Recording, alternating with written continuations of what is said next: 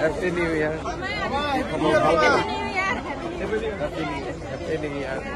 চিড়িয়াখানা চালে নে নাই? চালে। Happy New Year. Happy New Year. Happy New Year. কিমান দূৰত?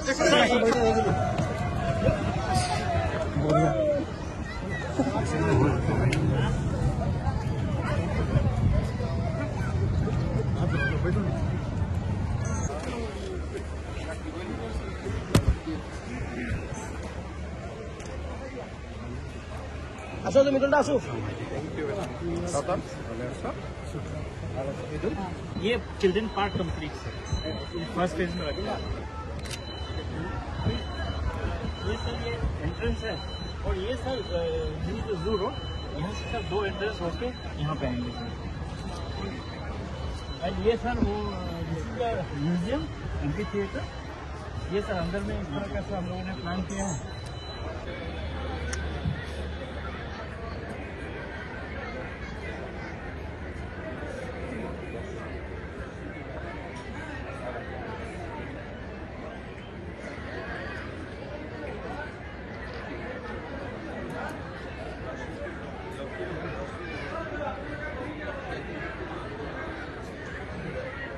আমাৰ নতুনকৈ চিৰিয়াখানাত জন্ম পোৱা গড়ৰ পোৱালি যিটো ফিমেল বুলি কৈছে গড়ৰ পোৱালিটোৰ নাম কৌস্তৱ গগৈয়ে লক্ষী বুলি আমাক এটা চিট দিছিলে আৰু আমি সকলোৱে লক্ষী বুলি আদি আমাৰ গড়ৰ পোৱালিটোৰ নামাকৰণ কৰিলোঁ যাতে আমাৰ চিৰিয়াখানালৈ লক্ষী কঢ়িয়াই আহে আমি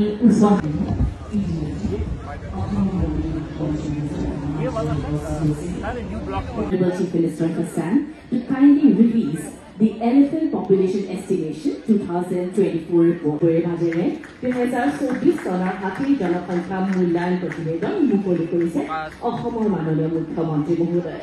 আমি তেখেতলৈ ধন্যবাদ জ্ঞাপন কৰিছো।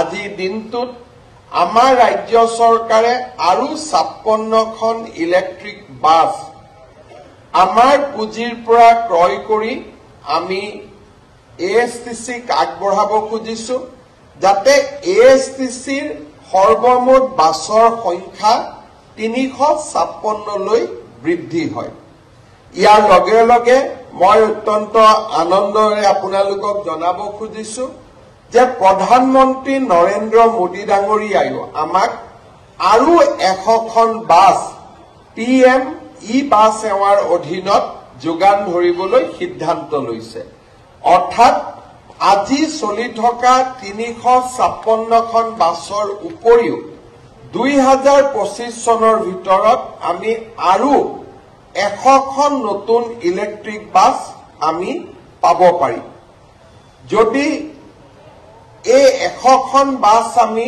আৰু অধিক প্ৰধানমন্ত্ৰী ডাঙৰীয়াৰ পৰা পোৱাৰ যিটো ব্যৱস্থা সি যদি 2025 চনত পূৰ্ণ হয় তেতিয়াহলে 2026 চনত আমি আমাৰ যিবিলাক ডিজেলত চলা বাছ তাক আমি সম্পূৰ্ণৰূপে বন্ধ কৰি আন লাভদায়ক পথবিলাকত তেওঁলোকক চলাবৰ কাৰণে আমি অনুমতি দিব পাৰিম এইটো নহয় যে বাছ বন্ধ কৰি দিয়া মানে তেওঁলোকৰ বাছ কেখনে গেৰেজত সোমাব তেনেকুৱা নহয় তেওঁলোকক তাৰ পৰিৱৰ্তে গুৱাহাটী নলবাৰী গুৱাহাটী নগাঁও এই ধৰণৰ সেৱাবিলাক আমি তেওঁলোকক গতাই দিম যাতে গুৱাহাটীখনক আমি সেউজ বা এটা গ্ৰীণ কৰিডৰলৈ ৰূপান্তৰ কৰিব পাৰো আজি দিনটোত আমাৰ ৰাজ্য চৰকাৰে আৰু 56খন ইলেক্ট্ৰিক বাছ আমাৰ পুঁজিৰ পৰা ক্ৰয় কৰি আমি এএছটিচিক আগবঢ়াব খুজিছো যাতে এএছটিচিৰ সৰ্বমুঠ বাছৰ সংখ্যা 356লৈ বৃদ্ধি হয় ইয়াৰ লগে লগে মই অত্যন্ত আনন্দৰে আপোনালোকক জনাব খুজিছো যে প্ৰধানমন্ত্ৰী নৰেন্দ্ৰ মোদী ডাঙৰীয়ায়ো আমাক আৰু 100খন বাছ PM ই-বাছ সেৱাৰ অধীনত যোগান ধৰিবলৈ সিদ্ধান্ত লৈছে। অৰ্থাৎ আজি চলি থকা 356খন বাছৰ উপৰিও 2025 চনৰ ভিতৰত আমি আৰু 100খন নতুন ইলেক্ট্ৰিক বাছ আমি পাব পাৰিম। যদি এই 100খন বাছ আমি আৰু অধিক প্ৰধানমন্ত্ৰী ডাঙৰীয়াৰ পৰা পোৱাৰ যিটো ব্যৱস্থা সি যদি 2025 চনত পূৰ্ণ হয় তেতিয়াহলে 2026 চনত আমি আমাৰ যিবিলাক ডিজেলত চলা বাছ তাক আমি সম্পূৰ্ণৰূপে বন্ধ কৰি আন লাভদায়ক পথবিলাকত তেওঁলোকক চলাবৰ কাৰণে আমি অনুমতি দিব পাৰিম। এইটো নহয় যে বাছ বন্ধ কৰি দিয়া মানে তেওঁলোকৰ বাছ কেইখনে গেৰেজত সোমাব তেনেকুৱা নহয়। তেওঁলোকক তাৰ পৰিৱৰ্তে গুৱাহাটী নলবাৰী, গুৱাহাটী নগাঁও এই ধৰণৰ সেৱাবিলাক আমি তেওঁলোকক গতাই দিম যাতে গুৱাহাটীখনক আমি সেউজ বা এটা গ্ৰীণ কৰিডৰলৈ ৰূপান্তৰ কৰিব পাৰো। যোৱা কেইদিনমান আগতে লোকসভাত ভাৰত চৰকাৰে এটা ষ্টাৰ কুৱেশ্যনৰ প্ৰশ্নৰ উত্তৰ দিছিলে যে দেশত কোন ৰাজ্যত কিমান ইলেক্ট্ৰিক বাছ চলি আছে। অসমক আমি বহুত ক্ষেত্ৰত আমি অসমৰ মানুহে অসমত আমাৰ গৌৰৱ কৰিবৰ কাৰণে আমি বেয়া পাওঁ যে কৰবাত কিজানি অসমৰ কথা কলে চৰকাৰখনে 2টা নম্বৰ পাই যায়। সেইকাৰণে ভাল কাম হলেও অসমে ভাল কাম কৰা বুলি কব আমি বেয়া পাওঁ, কাৰণ আমি বহুত ক্ষেত্ৰত চিন্তাধাৰা আমাৰ দলীয় চিন্তাৰে সমৃদ্ধি হৈ থাকে। কিন্তু আজি আপোনালোকে চাব লোকসভাত ভাৰত চৰকাৰে উত্তৰ দিছে যে ইলেক্ট্ৰিক বাছ থকা ভাৰতৰ ৰাজ্যসমূহৰ ভিতৰত 6 নম্বৰত অসম আছে।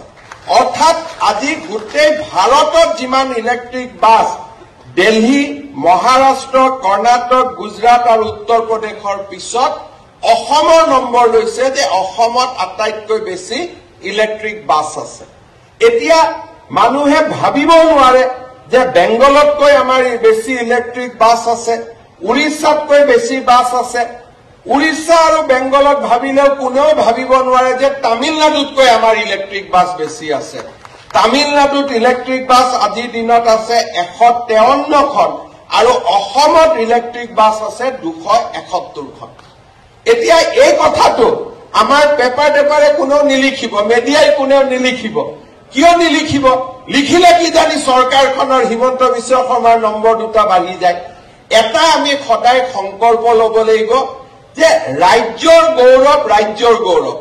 অসমে ভাল কাম কৰিছে এই কথাটো কবৰ কাৰণে যদি আমি কৃপণালী কৰো তেতিয়াহলে আমাৰ ৰাজ্যখন আগুৱাই নাযাব। ব্যক্তিটো আজি আছে কালি নাই, আজি কোনোবা মুখ্যমন্ত্ৰী আছে পৰহি তেওঁ নাথাকিব, কিন্তু অসমখন সদায় থাকিব। আৰু আমি যেতিয়া অসমৰ একোজন ব্ৰেণ্ড এম্বেছাডৰ হ'ম যে অসমীয়া এইটো কৰিছে, অসমে এইটো কৰিছে, তেতিয়া আমাৰ ৰাজ্যখনত বহু দূৰ আমি আগুৱাই লৈ যাব পাৰিম। অলপ আগতে ৰঞ্জিত দাস ডাঙৰীয়াই মোক কৈ আছিলে যে যোৱা বছৰ অসমত ৭৫ লাখ টুৰিষ্ট আহিছে। এতিয়া এই টুৰিষ্টবিলাক হিমন্ত বিশ্ব শৰ্মাৰ ঘৰত অহা নাই। এই টুৰিষ্টবিলাক আহি ক'ত আহিছে? আমাৰ নিবনুৱা যুৱক যুৱতীয়ে আৰম্ভ কৰা হোম ষ্টে, হোটেল, কোনোবা টুৰিষ্ট গাইড হৈছে। আপোনালোকে চিন্তা কৰক, মই যেতিয়া কৈ থাকো যে বন্ধ দিব নালাগে, ধৰ্ণা দিব নালাগে, টায়াৰ জ্বলাব নালাগে, তেতিয়া মানুহে ভাবে হিমন্ত বিশ্ব শৰ্মাই কিয় কৈ আছে। কিন্তু আজি অসমত যোৱা 3 বছৰত টায়াৰ জ্বলোৱা বন্ধ হোৱাৰ কাৰণে, আন্দোলন কৰা বন্ধ হোৱাৰ কাৰণে ৭৫ লাখ আজি পৰ্যটক অসমলৈ আহিব পাৰিছে। কিন্তু টায়াৰ নজ্বলালেও মোৰ কোনো অসুবিধা নহয়, মোৰ ঘৰটোতো পুলিচে আৱৰিয়ে ৰাখিব। টায়াৰটো জ্বলিব খানাপাৰাত, মোৰ ঘৰৰ সন্মুখত গৈতো টায়াৰটো নজ্বলায়। কিন্তু এই টায়াৰ জ্বলোৱা বাতৰিটোৱে কাক ক্ষতি কৰিব? এই টায়াৰ জ্বলোৱা বাতৰিটোৱে আমাৰ ডাঙৰ ডাঙৰ সংবাদ মাধ্যমৰ মালিকক ক্ষতি নকৰে, কাক ক্ষতি কৰিব? কাজিৰঙাৰ জীপ চাফাৰীজনক। কাক ক্ষতি কৰিব? মানসত সৰুকৈ নিৰ্মাণ কৰা হোম ষ্টেৰ গৰাকীজনক। কাক ক্ষতি কৰিব? গুৱাহাটীত নতুনকৈ বেংকৰ পৰা লোন লৈ স্থাপন কৰা সৰু হোটেলৰ মালিকজনক। এই যে কথাবিলাক আমি বিজ্ঞানসন্মতভাৱে বুজিব চেষ্টা নকৰো, এই কথাবিলাক আমি এইটো কলেতো হিমন্তৰ নম্বৰটো বাঢ়ি যাব। আৰে হিমন্ত বিশ্ব শৰ্মাৰ য'ত নম্বৰ বাঢ়িব লাগে তাত বাঢ়ি থাকিব, তাত কোনেও কমাব নোৱাৰে যদি অসমৰ ৰাইজৰ আশীৰ্বাদ থাকে, ওপৰৱালাৰ আশীৰ্বাদ থাকে। কোনো মানুহে কাৰো ডেষ্টিনি নিয়ন্ত্ৰণ কৰিব নোৱাৰে। আমি যদি ভাবো ইয়াক মই ডুবাই দিম, আপুনি নোৱাৰে, কাৰণ ডুবাব নুডুবাব ওপৰৱালাই নিৰ্ধাৰণ কৰি থৈ দিব। অসমৰ মানুহে নিৰ্ধাৰণ কৰিব কাক নামাব লাগে, কাক উঠাব লাগে। কিন্তু আমি যদি সকলোৱে সিদ্ধান্ত লওঁ যে অহা বছৰটোত অসমখনক আমি ওপৰত লৈ যাম, তেতিয়া আমাৰ অসমখন কিমান ধুনীয়া হ'ব পাৰে, আমাৰ অসমখন কিমান আগুৱাই যাব পাৰে, এই কথাটো আমি চিন্তা কৰিব পাৰো। আৰু অসমখন আগুৱালে কাৰ লাভ হ'ব? অসমখন আগুৱালে অসমীয়া মানুহৰ লাভ হ'ব। আমাৰ ব্যক্তিগত কাৰোবাৰ লাভ হওক নহওক, অসমীয়া মানুহৰ আজি লাভ হ'ব। তাক আমি সকলোৱে নিশ্চয় আমি অনুভৱ কৰিব লাগিব। আপোনালোক সকলোৱে জানে যে যোৱা 4টা বছৰত আমাৰ পৰিবহন বিভাগত বহুবিলাক গুৰুত্বপূৰ্ণ কাম আমি কৰিবলৈ সক্ষম হৈছো। আটাইতকৈ ডাঙৰ কথা হ'ল যে অট'মেশ্যন, অৰ্থাৎ ডিজিটেল পদ্ধতিৰে যাত্ৰীক সেৱা কৰাৰ দিশত বা পৰিবহন বিভাগৰ সেৱা লাভ কৰিব খোজা ৰাইজক আমি সকাহ দিব পাৰিছো। আৰু আজি দেশৰ ভিতৰতে ট্ৰান্সপৰ্ট গোটেই ব্যৱস্থাটো ডিজিটেলাইজেশ্যন কৰাৰ ক্ষেত্ৰত আজি অসমে 1 নম্বৰ স্থান লাভ কৰিবলৈ সক্ষম হৈছে। কেইদিনমান আগতে উত্তৰ প্ৰদেশৰ পৰিবহন মন্ত্ৰীক মই লগ পাইছিলো। তেখেতে মোক বাৰে বাৰে সুধিছিলে যে 56টাকৈ সেৱা আপোনালোকে কণ্টেক্টলেছ কেনেকে কৰিব পাৰিছে।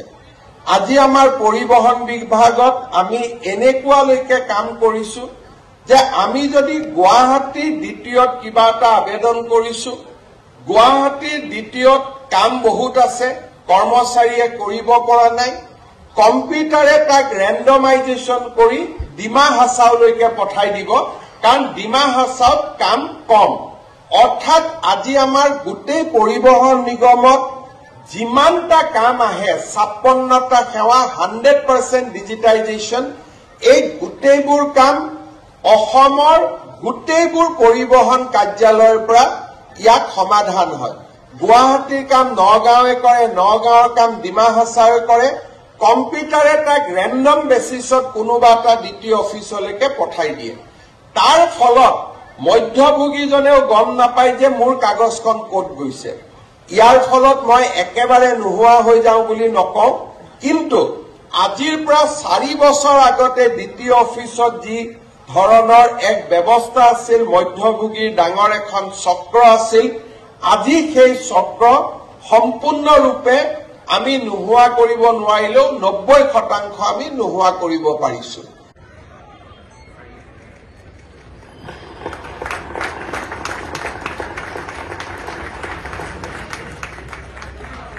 এতিয়া আমি আপোনাক খবৰ আগবঢ়াইছো এই আধুনিকৰণৰ ওপৰত নিৰ্মিত এখনি সৰ্বদৃশ্য। Thoughtfully designed with escalators and the vision of creating a world-class facility for all visitors. The architecture thoughtfully designed with escalators and the vision of creating a world-class facility for all visitors. The architecture guided, ensuring a smooth experience for every guest. The food court offers a delightful range of options. Assam চৰকাৰৰ বনমন্ত্ৰী চন্দ্ৰমোহন পাটোৱাৰী ডাঙৰীয়া, মন্ত্ৰী অশোক সিংহাল ডাঙৰীয়া, গুৱাহাটীৰ সাংসদ বিজুলী কলিতা মেধি ডাঙৰীয়ানী, গুৱাহাটী পৌৰ নিগমৰ mayor মিকিৰাখানাখনত এডালো গছ নকটাকৈ বা এটাও জলাশয়ৰ লগত আমি কম্প্ৰমাইজ নকৰাকৈ ইয়াক এখন আমি আধুনিক চিৰিয়াখানালৈ ৰূপান্তৰ কৰিম। মই আজি অত্যন্ত আনন্দিত যে অসম চৰকাৰে এই চিৰিয়াখানাখন নিৰ্মাণৰ বাবে 362 কোটি টকা অৰ্থাৎ এই অঞ্চলটোত যিটো আমি প্ল্যান বনালো 362 crores তাৰমানে ইয়াৰ কিমান পৰিৱৰ্তন হ'ব পাৰে আপোনালোকে নিজে চিন্তা কৰক। তাৰ এটা আমি পৰিকল্পনা to the Assam state zoo আৰু তাৰ পিছত ইয়াত আমাৰ অটোমেটিক টিকেটৰ পৰা আৰম্ভ কৰি জুৰাছিক থিম পাৰ্ক, জলচয় পক্ষীৰ বাবে বৃহৎ এভিয়াৰী। নমস্কাৰ।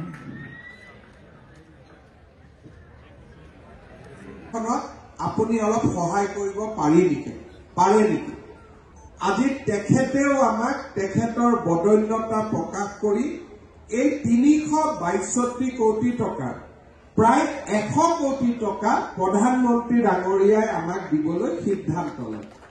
ইয়াৰ ফলত ৰাজ্য চৰকাৰে এতিয়া প্ৰায় 262 কোটি টকা খৰচ কৰিলে আমাৰ এই চিৰিয়াখানাখন আমি নিৰ্মাণ কৰিব পাৰিম।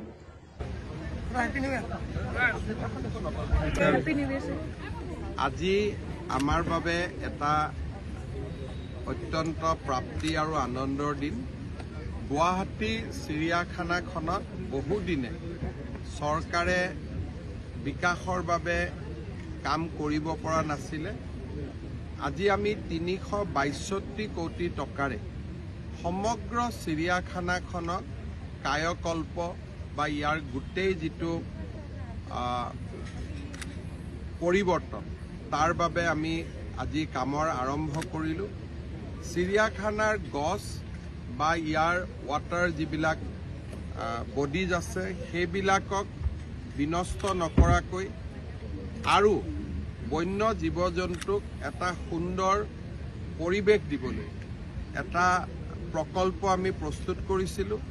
ৰাষ্ট্ৰীয় চিৰিয়াখানা প্ৰাধিকৰণেও এই প্ৰকল্পটোত অনুমোদন জনাইছে আৰু আজিৰ পৰা এই প্ৰকল্পটোৰ কাম আৰম্ভ হ'ব।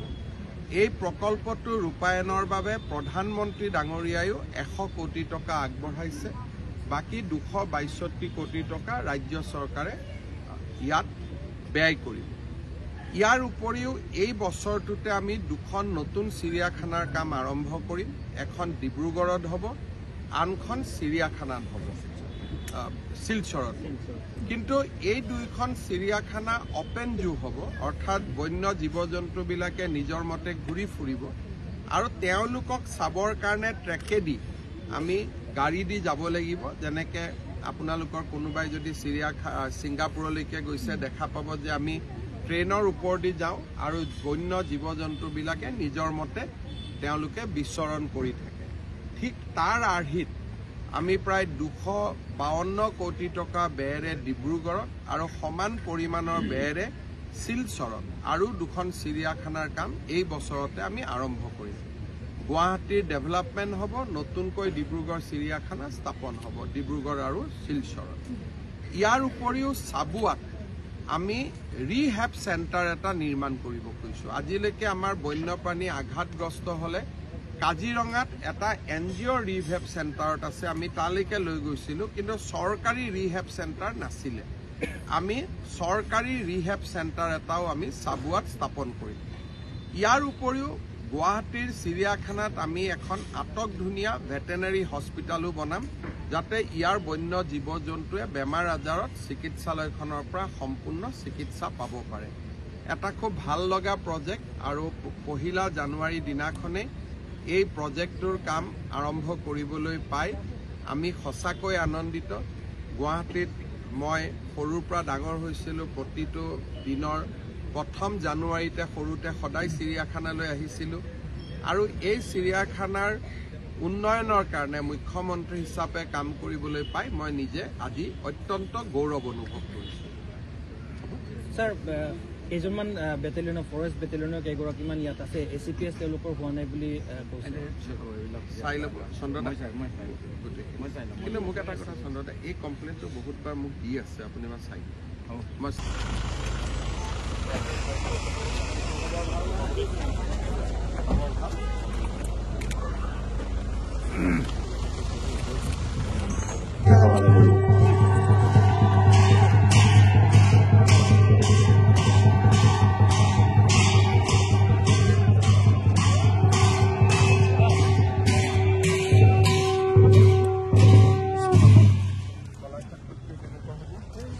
এই প্ৰেক্ষাপটে কৰাৰ সুবিধা 54 কোটি টাকা ব্যয় সাপেক্ষ চলচ্চিত্ৰ প্ৰেমী সাংস্কৃতিক অনুৰাগীসকল লগতে সাধাৰণ ৰাইজৰ দীৰ্ঘদিনীয়া দাবী আছিল অত্যাধুনিক সুবিধা সম্পন্ন প্ৰেক্ষাগৃহৰ বাবে জ্যোতিষিক্ষাপনৰ পবিত্ৰ কাম কাজ বহুত বেছি কৰিব নালাগে আনহাতে আপোনালোকৰ বহুতে আপোনালোকৰ ইতিমধ্যে